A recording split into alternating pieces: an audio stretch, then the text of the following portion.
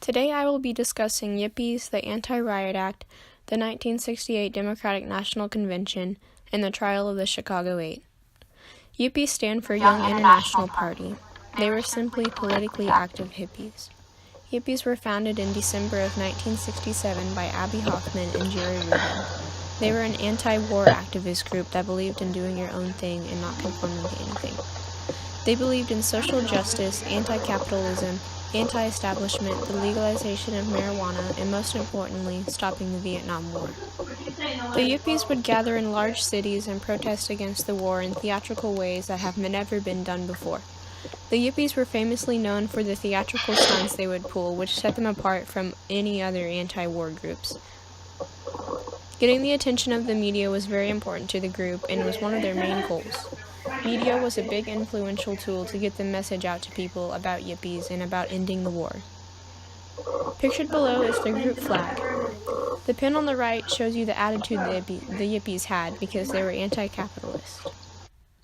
As I mentioned earlier, the Yippies were big on theatrical stunts. Here are some of their most iconic protests. First was at the New York Stock Exchange in 1967. A group of Yippies joined a tour of the place, and once they were on the balcony, they threw down tons of fake and real dollar bills and laughed as everyone fought each other for the money while guards had to escort people out. Next we had the Disneyland protest. On August 6, 1970, which was purposely the 25th anniversary of the Hiroshima bombings in Japan, about 300 Yippies went to Disneyland to protest. The reason they chose Disneyland is because the Bank of America was one of Disneyland's biggest sponsors, which were supporters of capitalism. The Yippies caused Disneyland to shut down early, which was the second time it had ever done that, the first time being when John F. Kennedy was assassinated. Next, the Yippies levitated the Pentagon. The idea was that if they gathered around the Pentagon and chanted rituals, that they could get the Pentagon to levitate off the ground, and then all the evil would be gone, therefore ending the war. This also shows you how much marijuana the Yippies smoked. The Pentagon did not actually levitate, but it was an iconic idea and shows that the Yippies were full of absurd ideas to protest the war, which got tons of attention from the media. On the left side of the page is a picture from the New York Stock Exchange. The man with the curly hair is Abbie Hoffman, which was one of the founders of the Yippies. The picture really shows you how the Yippies pulled their stunts. They were always laughing, very free-hearted people. The picture on the right side shows Yippies holding hands as they walk around Disneyland protesting. The Yippies were a big part of America's counterculture. The Anti-Riot Act was passed April 11, 1968. It was created to try and stop the riots and protests over the Vietnam War, which were happening frequently in many cities. The act made it a federal crime to cross state lines with the intent to riot. The next topic is the 1968 Democratic National Convention. Before I get into what it was, it is important to note the events that led up to this iconic riot. Martin Luther King Jr. had been assassinated that April. One of the Democrats' presidential nominees had been assassinated. The Tet Offensive had taken place, and about 300 men were getting killed every week in Vietnam, along with President Johnson still sending more troops there. Riots were uprising in over 120 different cities, making it harder for police to control. All of these events made it seem as if the United States was falling apart.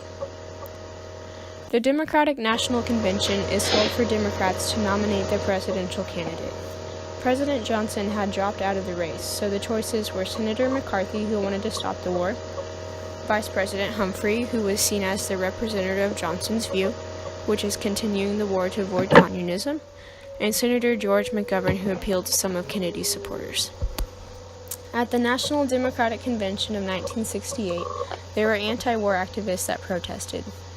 Protesters wanted to break with the past and stop the election in support of anyone who wanted to continue the war. They wanted the world to know that there were thousands of young people who didn't want to see another 4 years of war. A group of 8 men from different anti-war activist groups founded the idea to riot on this day. The final decision was to have as many people come to Chicago to protest. In March of 1968, a meeting was held where they created and distributed a document about what they intended to do. It's important to note that it recommended nonviolence, which is ironic because of the outcome. The leaders of the Yippies came up with the idea to hold a festival of life in Lincoln Park. They planned to have bands come play and encouraged people to come camp out in the Chicago parks. The festival was going to be held on the days of the convention. Now that all the plans had been set for the protest, the police heard about their intention to camp in the parks and made a curfew of 11 p.m. to prevent this from happening. When people heard about this, it stopped a lot of people from coming to the riot, ultimately leading to a failed festival. On the first day of the convention, the city of Chicago got prepared for the rioters, expecting a lot of violence. The city called in 12,000 police officers, 15,000 state and federal officers, and even the SWAT team, who were told to shoot to kill if necessary, all to help contain the protesters and prevent any violence, which didn't help in the end. After people heard of the precautions the city was taking, a lot of people did not show up, but that did not stop thousands of protesters filling the streets of Chicago. At the Festival of Life, only one band showed up. At 10:30 p.m. that night, police warned protesters that if they were not out of the park by the new curfew at 11 p.m., that they would force them out. When protesters refused to leave, police started beating people with billy clubs and used tear gas on them. This was the first time in history that police treated protesters so violently and is remembered tragically by many.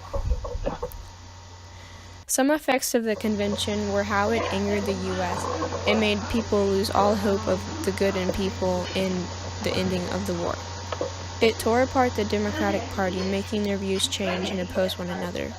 It also caused the Democrats to lose the next presidential election to Nixon. These brutal pictures show you just how awful and violent the riot was. There was a lot of blood, the police beat a lot of people, and it was an awful riot. Another effect the Democratic National Convention had was the trial of the Chicago 8. As I mentioned before, the group of people who organized the protests that took place at the Democratic Convention planned the riots and made a 21-page document stating what they intended to do. The 8 men on the trial were the founders of Yippies, Abby Hoffman and Jerry Rubin, along with other leaders of anti-war groups, David Dellinger, Tom Hayden, Rennie Davis, Dave Fronos, and Lee Weiner. The 8 men were charged with conspiracy to cross state lines and incite a riot, breaking the Anti-Riot Act that was established in the previous April. The charges were because of the outbreak of protesters at the Democratic National Convention. The trial lasted 5 months. At the trial, the defendants and their attorneys used it as a platform to attack the war, racism, Nixon, and oppression. The yelling got so crazy that the judge had to order one of the defendants to be strapped to their chair. In the end, the jury declared the Chicago 8 not guilty of conspiracy, but found all but 2 guilty of intent to riot, and then the 6 of them were charged $6,000 and sentenced 5 years in prison. None of them ended up serving time, however, because in 1972, a court of appeal overturned the criminal convictions and all charges were dropped. That concludes the end of my presentation. Are there any questions?